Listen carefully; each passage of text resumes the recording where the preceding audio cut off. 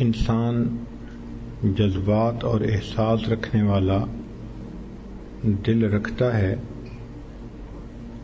جب مل جل کر رہتا ہے تو کبھی اسے خوشی ملتی ہے، کبھی اسے نفرت ملتی ہے، کبھی اس کے اوپر محبت غالب آتی ہے، کبھی اس پر غصہ غالب آتا ہے۔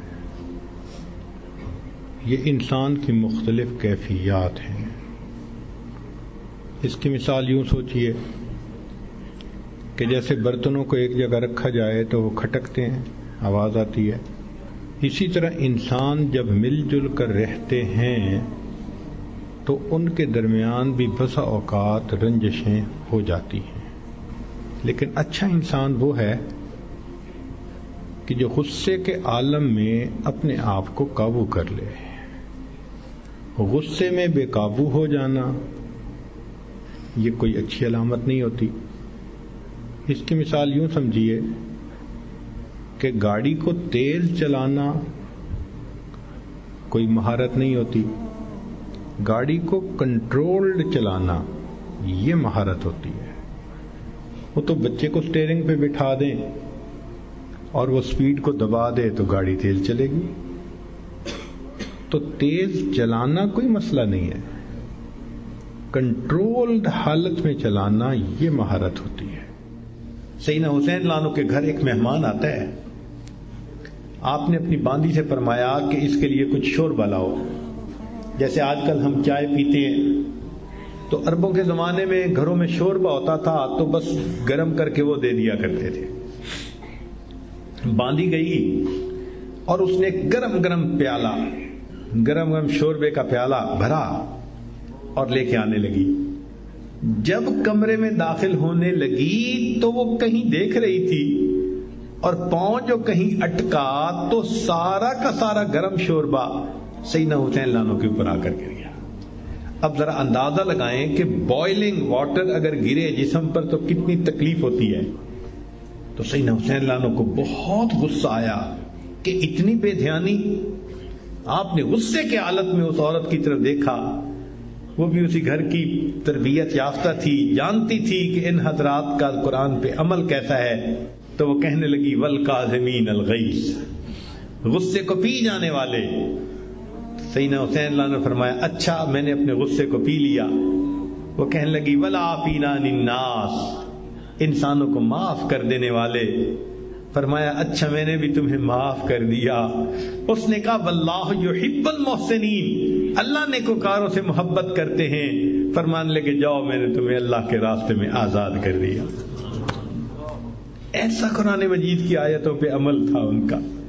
نبی علیہ الصلوۃ والسلام نے ارشاد فرمایا کہ جو شخص دنیا میں دوسروں کی غلطی کو جتنا جلدی معاف کرنے والا ہوگا، اللہ قیامت کے دن اس کی غلطیوں کو اتنا جلدی معاف فرما دیں گے۔ اور دوسری حدیث پڑھ کے تو ڈر لگتا ہے۔ نبی علیہ السلام نے فرمایا کہ اگر کوئی بندہ دوسرے سے غلطی کی معافی مانگے اور فرمایا کہ اگلا کہے میں معاف نہیں کرتا، نبی علیہ السلام نے فرمایا یہ جو کہہ رہا ہے نا میں معاف نہیں کرتا، یہ قیامت کے دن میرے سامنے حوض کوثر پہ حاضر نہ ہو۔ یعنی دوسرے لفظوں میں اللہ کے حبیب صلی اللہ علیہ وسلم نے فرمایا میں اس بندے کی شکل نہیں دیکھنا چاہتا۔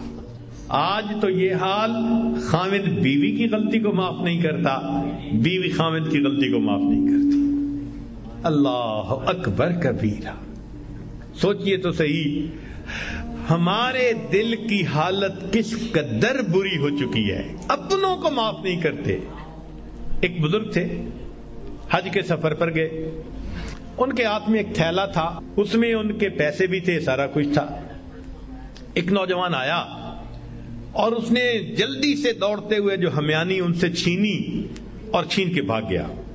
اللہ کی شان کہ جس نے ہمیانی چھینی تھی نا، یہ تھوڑی دور آگے گیا تو اچانک اس کی آنکھوں کی بینائی چلی گئی۔ کئی دفعہ ہوتا ہے نا بیٹھا ہوا آدمی اٹھے تو آنکھوں میں اندھیرا آ جاتا ہے، تو اس کی بھی ایسی حالت ہوئی کہ اس کی آنکھوں میں اندھیرا، بینائی چلی گئی۔ لو جی اس نوجوان نے تو رونا شروع کر دیا۔ لوگوں نے پوچھا کیوں روتے ہو؟ کہنے لگا کہ میں نے ایک بندے کا تھیلا چھینا، پیسے چھینے، مجھے لگتا ہے اس نے بد دعا کی، اللہ نے میری بینائی چھین لی۔ ان کا بھئی وہ بندے وہ کہاں ہے؟ کہنے لگا فلاں حجام کی دکان کے قریب۔ تو جب اس بندے کو بتایا کہ بھئی وہ بڑے میاں آ گئے ہیں، لوگوں نے بھی کہا معاف کر دیں، نوجوان نے بھی کہا پلیز مجھے معاف کر دیں، وہ کہنے لگے میں نے تو اسی وقت ہی معاف کر دیا تھا۔ وہ کہیں جی یہ آپ کے سارے پیسے لے کے بھاگ گیا اور آپ کہتے ہیں میں نے اسی وقت معاف کر دیا تھا۔ وہ کہنے لگے ہاں مجھے خیال آیا تھا جس کی وجہ سے میں نے اسی وقت معاف کر دیا تھا۔ تو لوگوں نے پوچھا کیا خیال آیا تھا؟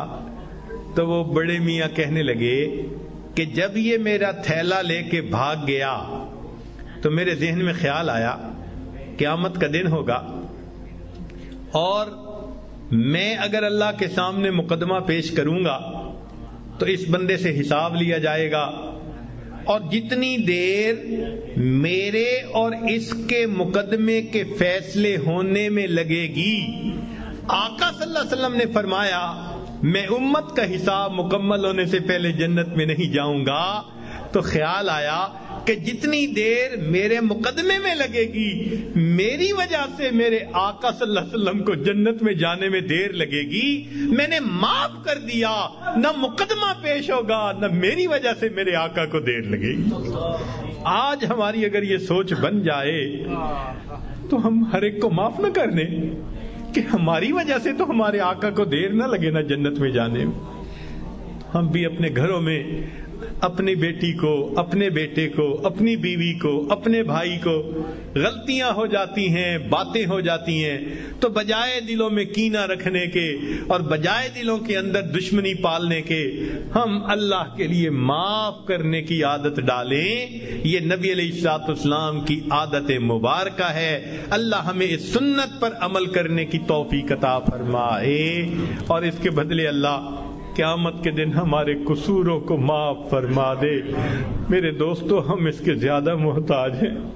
دوسرے نے تو ایک غلطی کی ہوگی اور ہم نے پتہ نہیں اللہ کے کتنے گناہ کیے ہیں۔ اگر ایک غلطی کو معاف کرنے پہ وہ پروردگار سب گناہوں کو معاف کر دے تو سستا سودا ہے۔ اس لیے جب بھی کوئی معافی مانگے یا نہ بھی مانگے، اللہ کی رضا کے لیے اللہ کے بندوں کو معاف کر دیا کرو۔ اللہ تعالی ہمیں اس صفت کے ساتھ بقیہ زندگی گزارنے کی توفیق عطا فرمائے۔ وآخر دعوانا ان الحمد للہ رب العالمین۔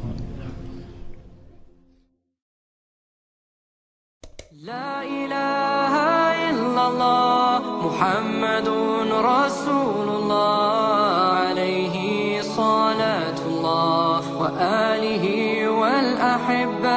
لا الہ الا اللہ محمد رسول اللہ علیہ صلاة اللہ وآلہ والأحبہ۔